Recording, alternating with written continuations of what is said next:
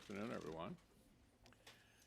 Well, since we're going into a work period, I thought I'd just kind of recap my take on the last few weeks. Bipartisan NDAA, which we think is extremely important.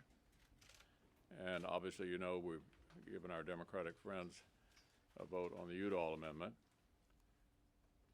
A rather bizarre situation. The Democratic leader found himself in. Most of his conference wanted to vote on it today. But as you know, there are intervening events last night and tonight that created a scheduling problem for them. So I decided we'd accommodate that, which was not wildly enthusiastically greeted on my side, but we'll be voting for a period of time, starting at some indeterminate moment in the morning, and I know you all are anxious to find out when it starts and when it ends, and I can't tell you with specificity right now, but we're trying to accommodate them. The main point on the Udall Amendment is none of our Democratic friends would be supporting this if there were a Democratic president.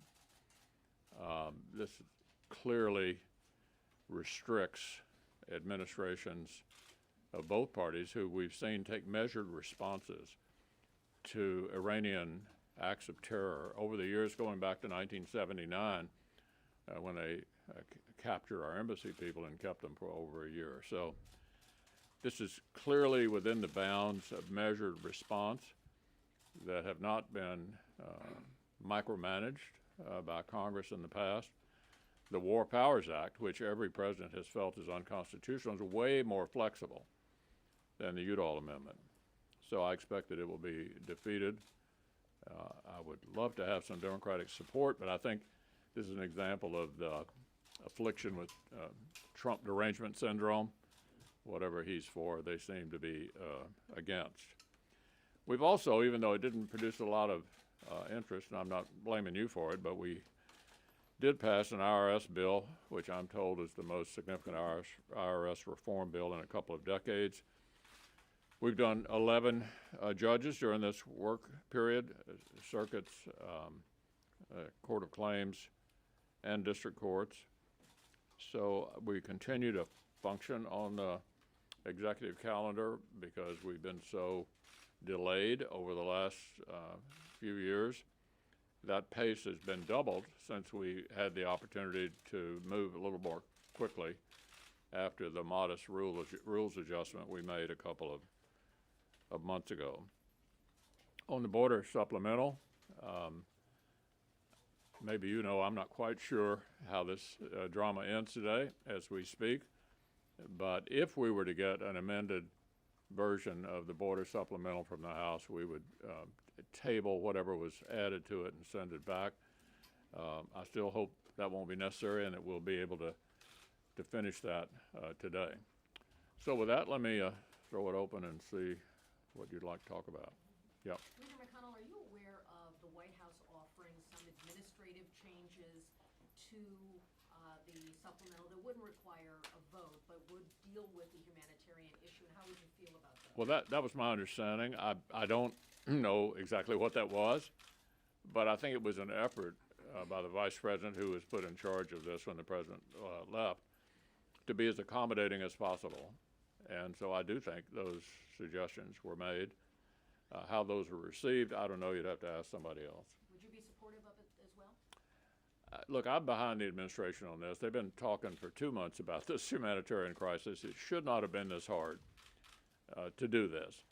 And I'm proud of the Senate for stepping up, passing a bill 84-8, about as bipartisan as it gets around here, to deal with the humanitarian crisis at the border. We did not, in the end, continue to play these political games over this humanitarian crisis. They did, and it's their problem to resolve, and I hope they can figure a way to do that today. Yeah, Nancy. Now that the Supreme Court has ruled, do you believe that the administration should continue to push to get this citizenship question in the census, even if it means delaying the 2020? Yeah, I don't know. I haven't really come to grips with that case. I found the brief summary of it that I read somewhat complicated about the way forward. I did have a reaction to the so-called partisan gerrymandering issue, which I'd be happy to describe to you. Sure. This is a good example of how a strict constructionist would look at an issue. The founding fathers of this country were not ambiguous about who would do redistricting. It was placed in the state legislatures. Obviously, that would be a political decision. And I think the 5-4 decision was correctly decided because there is no such thing as a nonpartisan gerrymander. You could punt it to some outside group. You could have the courts do it all. There is no such thing as a nonpartisan gerrymander. Plus, the problem is overstated. Now, let me give you a couple of recent examples. This is a solution in search of a problem. The Republican sweep in 2010 was an election after a Democratic redistricting after the previous census. Democrats controlled most of the redistricting mechanisms and drew those districts in most states leading up to the 2010 election, which we swept. We largely controlled the redistricting process prior to last year's election, after the most recent census. We had a lot of states crafting those districts to advantage us, and they swept the House. So look, if there was ever an example of a solution in search of a problem, this is it. But I applaud the Supreme Court decision because it's pretty darn clear who the founders had in mind to do the redistricting. But do you think the citizenship question should be included? I don't have an opinion about that. I mean, it sounds reasonable to me, but I haven't studied that case. I don't even really understand what the court decided. Maybe you do. Really? Yeah, so I just think it's kind of confusing. So my general rule of thumb is if I'm confused about something, I choose not to answer the question. Yeah. Leader McConnell, there is some word over on the House side that the House might be moving to take up the Senate bill. I wonder when the last time you spoke with Speaker Pelosi has been. Do you have any understanding of what their next move would be? And separate from that, if this does not get solved, the stalemate over the border bill does not get solved today or tomorrow, do you commit to keeping the Senate here working on this until a bill is passed and sent to the president's desk? Yes. No, I've not spoken with her. I've followed the dilemma that she has. It's one often confronted by speakers when you have a situation where you're confronted with an issue. It happened to Boehner and Ryan as well, where the opposition is almost totally unified and you have a majority that's divided. And so you're confronted with the political question of whether to take up and pass a bill that maybe a majority of your side does not vote for and a majority of the other side does. I've watched that, and you have too, over the years. Speakers of both parties have been confronted with that periodically. Putting aside the politics of it, nobody doubts anymore that this is a humanitarian crisis. As I've said repeatedly, and as you've noticed, the New York Times headline, "Give Trump the money." This is the kind of thing normally we step up to the plate on and do together. The Senate did that. I'm proud of what the Senate did. I hope the Speaker will find a way to pass the Senate bill because I think it clearly enjoys bipartisan support. We know it'll get a presidential signature and therefore make a law. And you're committed to keeping the Senate in session if that doesn't happen? Leader McConnell, you said you were committed to keeping the Senate in session. We're going to pass it this week. But separately, Speaker Pelosi said earlier today that some of what they're asking for, a lot of what they're asking for, is minimum health and safety standards for these facilities that are housing migrant children. And what would be wrong with adding that to what is already in the Senate bill to pertain to those facilities and also the facilities that are holding adults? Why not add some language guaranteeing those standards, which are already in law? Yeah, at the risk of being redundant, 84-8 is about as bipartisan it gets around here. The president said, "I'll sign the bill." That's what we sent the House. And I think this current episode needs to come to an end. We've been playing with it for 2 months, and this is the best we can do at this moment. I'm not suggesting this solves every issue. Senator Graham and his committee are wrestling with some statutory changes that they think would help solve the problem. But this is an emergency, and we need to do it now. Leader Leader McConnell. McConnell, Senator, Oh, on a different subject, on budget caps, Senator Shelby said today that there's no deal on budget caps and there won't be a deemer before you go to break. So he said the committee can't go ahead with marking up bills. When do you think there will be a deemer or a budget deal? I've been disappointed that we have not been able to reach an agreement.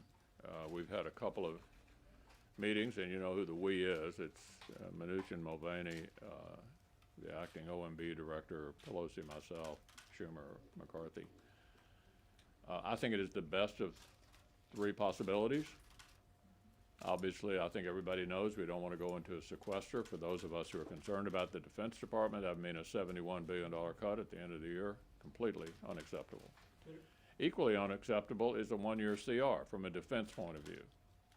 Almost as bad as a sequester. That leaves you with accepting the result of last year's election, which is we have divided government. And when the American people elect divided government, they're saying, okay, you guys figure out how to work together, even though we know you have lots of differences. So far, that has not been successful. I'm disappointed that we've not gotten there, but I haven't given up. Leader McConnell, your name was invoked yesterday during the 2020 Democratic debate about how a future Democratic president would deal with an opening at the Supreme Court. How would you handle an opening at the Supreme Court for a liberal justice if a Democratic president were to nominate another liberal justice to take their place? Yeah, a lot of it depends upon the timing of the vacancy. Obviously, if you have a vacancy in the first year of a term of a president, you're not going to fail to fill that vacancy for a very lengthy period of time, no matter what the political composition is. The nominee might or might not be confirmed, depending upon how controversial the nominee is. But as a practical matter, I don't think in the first year of any administration you would react in the same way you did in the middle of a presidential election to a vacancy, particularly if consistent with a precedent. You'd have to go back to 1888 to find the last time a Senate of a different party confirmed a Supreme Court nominee to a vacancy created in a presidential election year. As I've said ad nauseum to all of you, that's what Joe Biden said in 1992. Similar situation, Senate one in the hands of one party, president in the hands of another, election year, presidential election year. Schumer and Reid took it back 18 months and announced in 2007, 18 months before the Bush presidency was over, situation in which the Democrats controlled the Senate, Republicans had the White House, they would not fill the vacancy. The Constitution says the president makes these appointments, but there's no mandate for the Senate to give consent. Whether consent is given throughout our history has largely been dependent upon the politics of the time. You know, when did the vacancy occur? Who's in control of one party, the Senate or the House? And I can't imagine any scenario under which in the early part of any president's term you would not have a vote, which doesn't mean that person would necessarily be confirmed, but you'd certainly have a vote. I would pass the first year, you said for the first year. I'm sorry? You said for the first year of a presidency you would hold a vote. And past the first year, is there a certain Yeah, I mean, that you wouldn't? it's politically unsustainable to leave a vacancy unaddressed, which doesn't necessarily mean, I mean, Richard Nixon, for example, had 2 Supreme Court justices in a row voted down. So it took a while for somebody to finally be confirmed. There were votes, they were voted down. It was in the early part of his administration. So you're asking me all kinds of hypotheticals, and what I'm telling you is a lot of it depends upon when the vacancy occurs, what kind of nominee do you get, and the outcome you get depends many times on the nature of the nominee. Leader Yes, McConnell, Bert? If you are majority leader and one of these Democrats is president, are there particular ones you could work with more than others? I mean, how open to working with? Well, in a situation like that, I think a Democratic president confronted a Republican Senate would obviously be concerned about how do I get he or she confirmed? So I would guess there would be much more consultation and much more back and forth discussion in a situation like that. Leader McConnell, President Trump often characterizes. Yeah. Leader McConnell, your name came up a lot last night at the Democratic debate. I don't know if you I heard watched that. it, I was but, watching the Nats game, but I heard that. But in particular, they were struggling to figure out how to deal with Mitch McConnell was sort of the question they were struggling with. Some people talking about getting rid of the filibuster to go around you, defeating you in Kentucky, other things. I'm wondering what you made of you becoming the boogeyman here for the Democratic presidential candidates. Well, I understand that my sin is that I've been stopping left-wing agenda items coming out of the House and confirming strict instructions to the Supreme Court. If that's my sin, I plead guilty.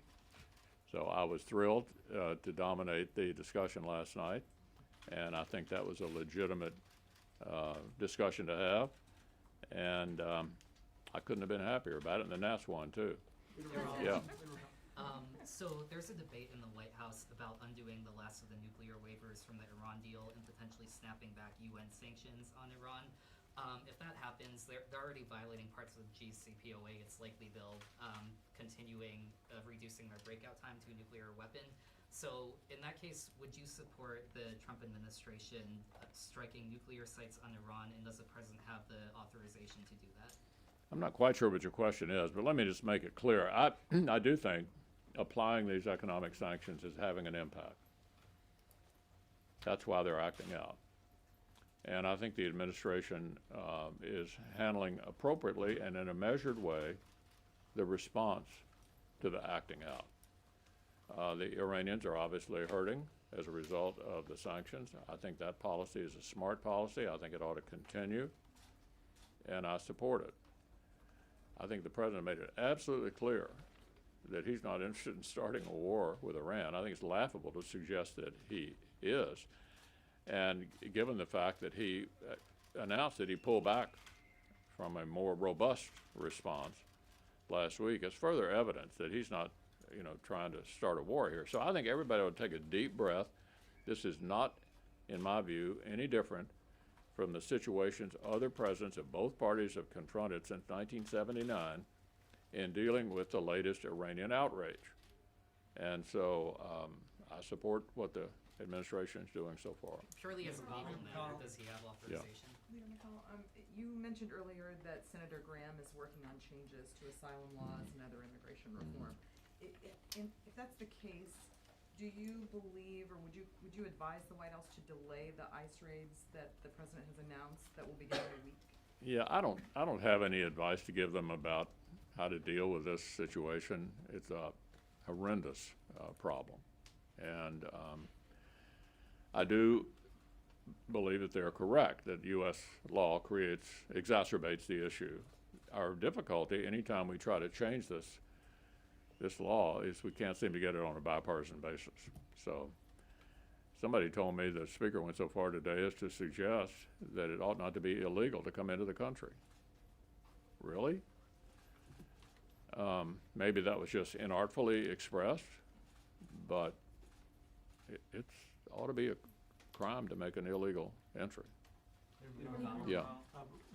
Democrats want to make 2020 a referendum on Donald Trump. How much do you think Senate Republican performances in the battleground states is dependent on the president's performance atop the ballot? Yeah, that's a really good question. I think it will be a referendum. It's also going to be a referendum on what the House would do if they took over the government. The Green New Deal, Medicare for all, under which 180 million Americans would lose their private health insurance. They've even suggested D.C. statehood, Puerto Rican statehood, packing the Supreme Court. I think Bernie Sanders was correct when he said he's won the argument. He may not win the election, but I think he's won the argument. And so whether you do or don't like the president, it's not the only thing that's going to be on the ballot next year. The other thing that's going to be on the ballot is, do you really want to turn America into a socialist country? Do you really think we'd be better off with something other than the free enterprise system? They want to have a big debate about that, and I do too. And I look forward to it. And so I'm sure both of those issues are likely to be front and center in next year's election. Leader McConnell? Yeah. Senator Shelby says that absent a caps deal, he wants to deem the top line numbers the week you guys come back from the recess. Absent what? Absent a caps deal, Yeah. Senator Shelby wants to deem top line spending numbers the week you come back from the recess. Would you support doing that? I support getting some kind of deal that can tell us how much we can spend so we can go forward. The only thing, however, it strikes me that gives us a real number to mark to is one that we know the president will sign. And so the two key players in any caps deal are the speaker and the president. If they can agree on how much we're going to spend, then we're not spinning our wheels. The House, because they can do things more quickly, obviously made a decision to go on and pick out their dream number and go on and mark the bills up to that. You know, what they'd like to achieve. I don't think that works for us, and I think the way forward in the absence of a caps deal, at least for Senate purposes, is more complicated. But we're going to continue to talk about this and hopefully get a resolution to how much we're going to spend this year, next year, and the debt ceiling altogether, so that we don't end up with these periodic, chaotic situations where we've all seen us go from time to time. I'm going to take one more. Leader Yeah. McConnell, on the NDAA, what do you foresee as the timeline for reconciling the Senate and the House versions? And is there anything in the House version you're opposed to? Gosh, I don't know, but we'll be into a conference situation pretty quickly. And it's a bill we haven't failed to pass in 58 years, and we shouldn't fail to pass it this year. Thanks, everybody. Thank you. Happy 4th of July.